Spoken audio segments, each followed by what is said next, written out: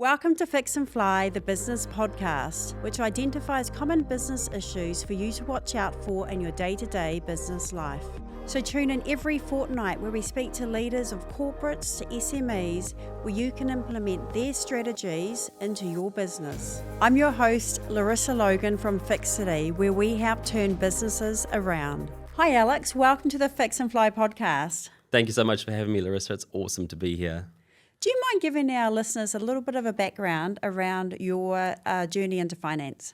Yeah, absolutely. Not your traditional method of getting into finance. I failed my level threes at high school, didn't get qualifications for uni, started out in the tourism industry, went and got a diploma down in Queenstown at the time, did a lot of travelling as we do, nice OE, and then pretty much started in the industry in alternative lending, cash flow, working capital, in a product called Invoice Finance. That's what I wanted to talk to you about today. For our listeners that don't know anything about invoice financing, can you explain it in layman's terms? Of course. Invoice financing is really about unlocking cash in businesses' invoices as quick as possible so that they can use that for other opportunities. So generally a business operates on payment terms with their customers. Most of the business cycle works on the 20th of the month, so they'll provide a service or they'll sell a product. They get paid on the 20th of the following. What that means is they have to wait 30 days for payment from their invoices, but during that time they're still paying wages, they're still paying utility costs, they're still paying rent and still paying their suppliers, and it's a lot of money to carry for 30 days. What we do is we come in, provide similar to an overdraft or a line of credit, which is an amount of money that they can access on a daily basis for their cash flow, but it's secured against their invoices specifically. So that just means that they get money from their invoices within 24 hours at any point in time that they want, as long as they've done the job or sold the product, rather than waiting 30 days. Yeah, so I would often recommend to my clients to use invoice financing to support their cash flow. Quite often the mainstream banks, they've burnt their bridges. And so just to provide a lifeline to turn the business around, we quite often use that as a strategy. Yeah, absolutely. That's where I position the product as well. It's not necessarily the first solution for a business. Business should always be talking to their bank manager first, or their accountant specifically, but their bank manager to figure out if they can get cash flow or funding through the actual bank. Where we position ourselves as a business that may be making losses or in a bit of a distressed situation, that's where we are able to come in and provide a facility for them. Can you be selective with your invoices? Yeah, absolutely. There are solutions that provide the flexibility of that. Our product specifically is more targeted, I guess, for the full book or the full accounts receivable of a business. So we're trying to provide the full facility for the business. But there are other solutions out there that do zero API links into their business. It allows you to just send in an invoice from mum and pop down the road or just a business you're working with for payment, and they'll be able to fund up to sort of 90%. We position ourselves as we sort of look after the full amount or the full accounts receivable that a business has. We fund up to 80%, or sometimes we can get to 85% depending on the business of that full amount, and it gives them the ability to access that on a daily basis. Our product is fully undisclosed, so the business owners we're working with, their customers won't know that we're involved in that transaction or in the financing of the cash flow request. And so we're able to come in, provide the facility for them, and just ensure that there's a good relationship, that the business owner keeps the relationship with the customer, and that we don't get involved in it any way. All we're doing is saying, here's your money as quick as possible. You've already paid, you've already supplied the product, you've already provided the service. You deserve to be paid in 24 hours, not waiting 30 days. So here's the money, and you keep the relationship with the client. We don't need anything to do with that. What are the biggest challenges you're seeing at the moment with people you're speaking to around working capital? We've had quite a slow economic growth over the last couple of years through New Zealand, and that really has impacted every industry. Maybe not beef and dairy because price has been really good, but when I sort of give you my opinion on it, it's from a unqualified. I'm not an economist in any way, but it's sort of what I hear in the industry because I'm working with bank managers and accountants and lawyers all the time. And I'd say, yeah, things are quite fragile still at the moment. The challenges that businesses are facing right now would be decline in sales. There's no money floating around. Consumers, everything's more expensive. So there's not a lot of money floating around. People are not buying things, and businesses feel that impact pretty quickly. And with a decline in sales, you then have roll-on effects like customers start really paying their bills or their invoices slower. You start seeing things like cash flow strains where businesses don't know how to pay wages next week because there's no money in the bank. They don't know how to keep the lights on in the business.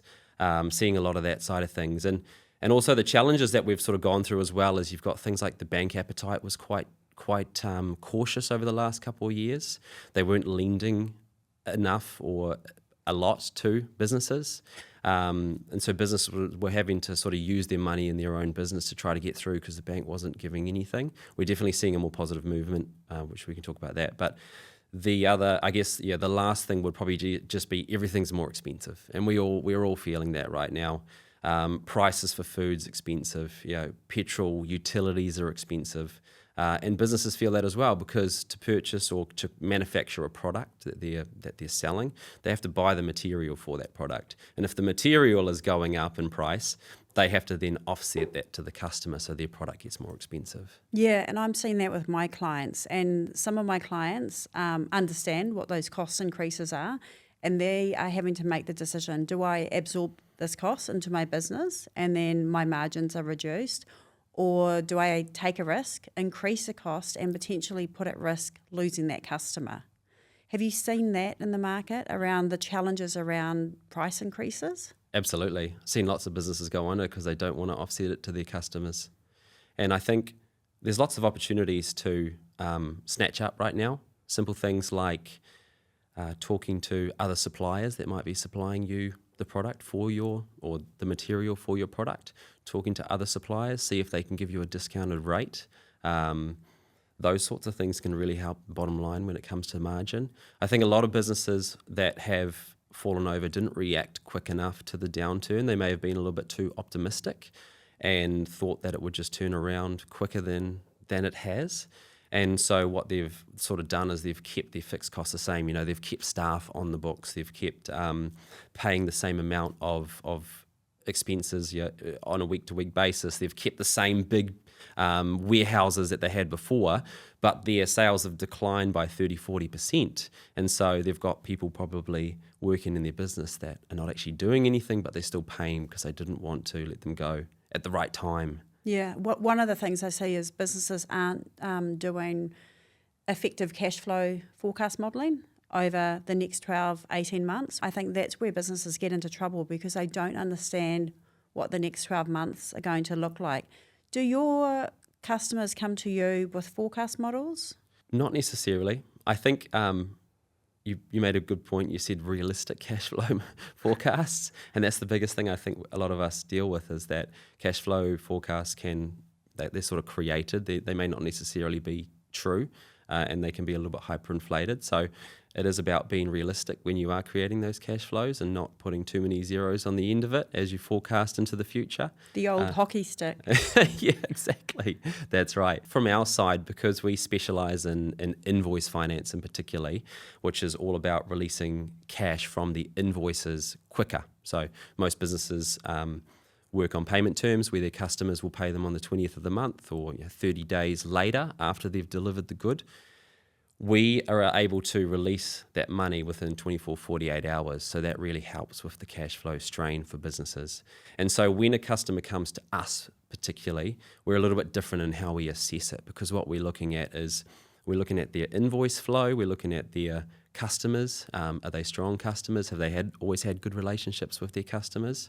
We're not necessarily looking at the strength of the business and the forecasted money coming in and going out for the next 12 to 24 months like a traditional bank would be looking at it. So that's where we can be a lot more flexible in the alternative space. Yeah, and I think that's a really great option to improve working capital. And it still surprises me as to how many business owners don't know about invoice financing. Yeah, Yeah, absolutely. Probably 70% of my job is education, right? Teaching people about the product because it is predominantly quite unknown. There's a lot of countries that utilize it on a regular basis. England is very big in the fact that they actually have invoice finance solutions that sit alongside most of the main banks there. America also quite dominant with it and educated around invoice finance. I think where invoice finance where we could sort of dive a little bit further into it is that invoice finance sort of sits on the supply chain, on the logistics of things, because you have import, so you bring in product into New Zealand, then you have the export side where you're selling product outside of New Zealand, and each of those processes either have an invoice or a purchase order involved, which is where we can provide a solution is right down that whole chain. And I think maybe a lot of my education is around teaching people that we can actually help through that whole process, from purchasing of your material all the way through to selling of your manufactured product, not just the invoice, the speeding up of the invoices while it's in New Zealand. Yeah, that's what I love, aligning the cash going in and going out of the business to make sure that you're not having this huge gap where you can't pay wages next week or you can't pay the IRD. Yeah. Are you seeing an uptick in IRD payment plans, IRD arrears? Yeah, absolutely. I hear a lot from a lot of the bank managers around what they're seeing in the market, but it's very different than what I see, because I'm working where we position ourselves in the market is a lender to support businesses and support bank managers when they have businesses that might have had a couple of tough years, and ultimately where we come in to help is with potential IRD issues or a couple of bad years where businesses have made losses and they have a good forecast, as we spoke about, good cash flow forecast for the future, good jobs lined up. But because they've made the losses and they're being judged on that specific point in time and what happened historically, they are not able to, or they don't fit traditional banking appetite at that point in time. And so that's where we can come in, because, like sort of as I was saying, we don't analyze the business by its historical profit and loss. We're looking at the customers, the invoices, the pure form of, have you done the job and is there a payment waiting to be paid? Yeah, there is. Cool. Well, we can give you a line of credit or an overdraft that's secured against those invoices so that you have cash available all the time. It just gives them that ability to have money there for if opportunities arise, and also to be proactive for the future, because the economy will turn and we will start seeing those green shoots pop up, and it's about having yourself prepared for that opportunity and not being reactive at the last minute. Yeah, and I love that word opportunity, right? It's been tough for the last 2 years, right? And we are in the middle of, at the beginning of a recovery. This is going to be a tough year with the level of liquidations that have already occurred in January. I think it's going to be pretty tough for many businesses. Yeah, absolutely. I mean, I look at cash flow, working capital as probably one of the most important parts of a business, because the cash flow in its simplest form is the money that a business owner can use on a day-to-day basis for its operations. Yeah. I mean, you totally understand It's the that. lifeblood of the business, right? And if you don't have cash, you have nothing. Yeah. You can have lots of assets, but they're not going to pay the wages and they're not going to pay the IRD next week. Exactly, yeah. And what are we sitting at, like, what is it, $10 billion of IRD debt still outstanding? It's huge. Or something? It's huge, yeah. Unbelievable. And the enforcement has really ramped up. I think anyone listening, and if they do have IRD arrears, they should be really considering how they are going to satisfy that debt, with all of their available options. Yeah, that's right. And IRD debt, from the conversations around the industry at the moment, there's definitely a lot of optimism.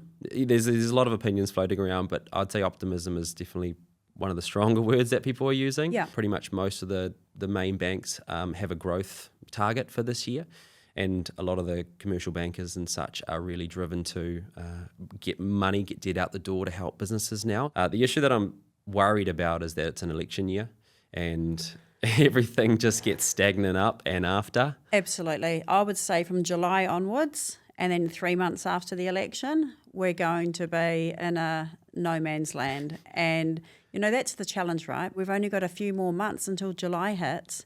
So that's your go time, right, to drive growth in your business. And then we're going to see stagnation over that what is it, a 6-month period? Yeah, I'd say so. Yeah. And it's a self-fulfilling prophecy, right? It's everybody thinks it's going to be stagnant, so it is stagnant. But I do understand it as well. Like, uncertainty is really hard to handle as a business owner, because you don't know what that political party is going to bring in. I'm not into politics. Like, I don't really understand it very well, but I do know that in any market, when there's uncertainty, it's really hard to make a decision. And that's why there's a lot of flatlining in the economy. It's because a business owner that potentially might see a big contract pop up, they're not sure if they want to take that on and bring a whole bunch of debt in, if the new policy or the new regulations that the new party is going to bring in might impact that. So what would be your top 3 tips for an SE business owner who is experiencing cash flow issues now? What are your top 3 tips? I would say the first and most important is making sure that your customers are paying on time. Worked with businesses. I just was funding one that was a butcher supplying to restaurants, and the hospitality industry has been impacted pretty hard. People are not going out and spending money to buy food on a date night because it's too expensive. And so their sales have declined. And so what happened is they were normally on 30-day payment terms, but the restaurants don't have money, so they can't pay for the beautiful cuts of meat on time. So his payment terms were extending out an extra 15 days. So instead of getting paid 30 days, he was getting paid 45 days. And it may not sound huge, 15 extra days, but when you're paying, like you said, when you're paying rent, when you're paying wages, when cash flow is important in the business, 15 days is massive. So yeah, making sure that your customers are paying on time is a big one. I would say not taking too much money out of the business right now. Really stick to your fundamentals, stick to focusing on your foundations in your business.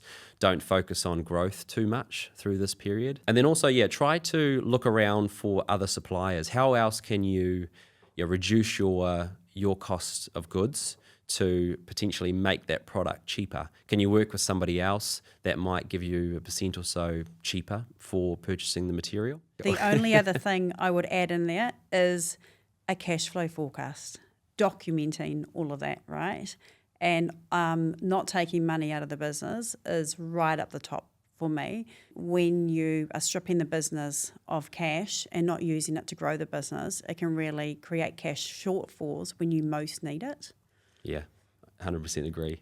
So only 15% of Kiwi businesses have cash flow forecasts. Does that surprise you? Yeah, absolutely. That's tough. How do you keep an eye on how much money you're going to have in the bank next week? Well, 97% of our Kiwi businesses are SMEs, and so that's 560,000, and a lot of those SME business owners, I guess, are writing on the back of an envelope when they're at the lights, like, I've got this one, this invoice coming through, I've got to pay this person, got wages due, IRD.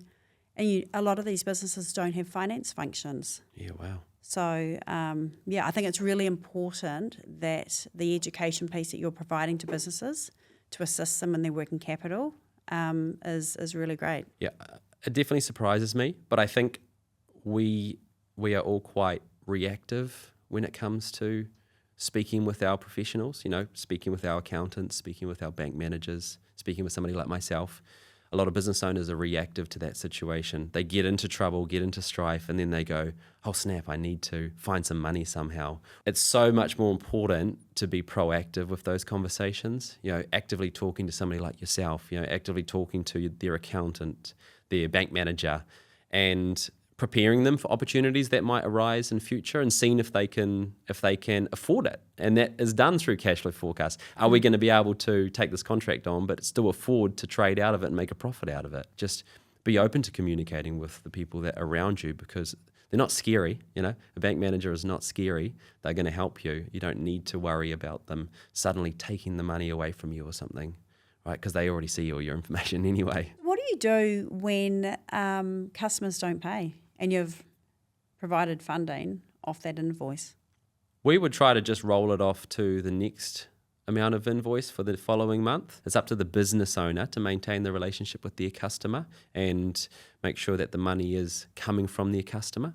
So we're not one to get involved and be calling their customer saying, hey, you owe money for that invoice, because that's quite intrusive, and that means we're getting involved in that relationship, which is not what we're wanting to do. For us, we're very flexible. We can fund invoices right up to 90 days, potentially longer. So if there's an invoice that hasn't been paid, we can sort of carry it across 60 days. And if it still hasn't been paid, we can do 90 days. We would actively communicate with the business owner and just say, hey, what's happening with this invoice? Is the money going to come through?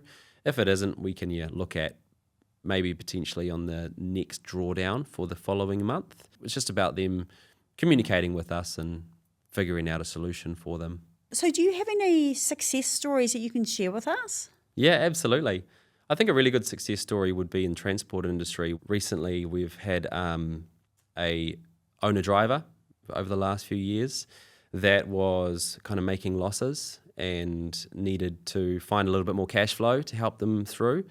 A couple of years later, they're turning over $600,000-$700,000. They've got 3 or 4 trucks that they're driving around with multiple drivers as well. And we're now able to work alongside the bank to provide the cash flow while the bank is sort of financing all of their trucks and assets. And so that's a really good win story, because when they were in that position a few years ago talking to us, they were ultimately being asked to find another place to find their finance. So for us to step in and say, hey, we can help you, and then get them to this point now where they're operating pretty profitably makes me feel good.